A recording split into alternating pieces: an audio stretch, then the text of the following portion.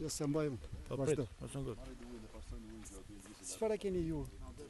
Si dyshohet se ka marrë rrjeva?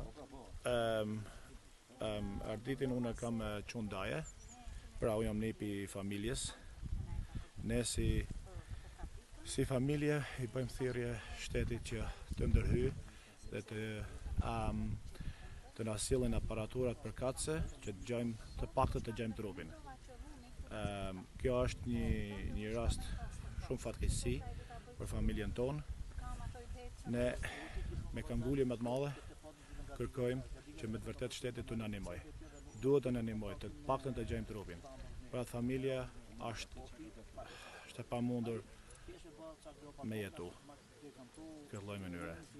Ju lutem, i bëjmë thirrje shtetit, institucioneve, kush janë institucione përkatëse që të mundohen dhe të na gjejnë aparaturën. Me sa informacione kena marrë,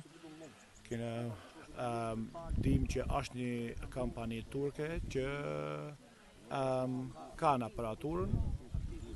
Për fat keq që nuk ja di, por shumë me zëra njerëzish kena marrë vesh që ka ndodhur një rast i tillë në Valdez edhe kanë arritë dhe kanë gjetë trupin.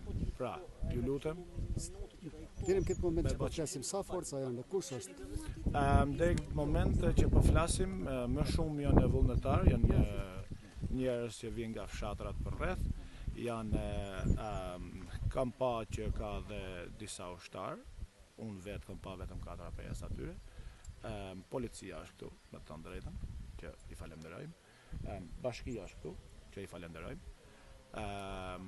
Por dhe ato janë njerëz si puna jonë dhe nuk besoj që ne mojnë dot, pra na duhen aparatura, patjetër dot. Po aparatura nuk e zgjihet dot. Aparatura ne nuk e gjen dot, privatisht nuk e gjen dot. Duhet patjetër që ndërhyjë shteti. Terreni është shumë i thyeshëm. Aty makineritë nuk futen dot. Është e pamundur, kështu që sepse këtu ledha ka shku, domethënë sa kilometra? Unë kam me sa informacion tek 8 kilometra. Kështu që është pothuajse e pamundur. Tani deri në këtë moment vetëm janë gjetur pjesë të fadromës. Deri në këtë moment janë gjetur disa pjesë të fadromës edhe ato të caktuara.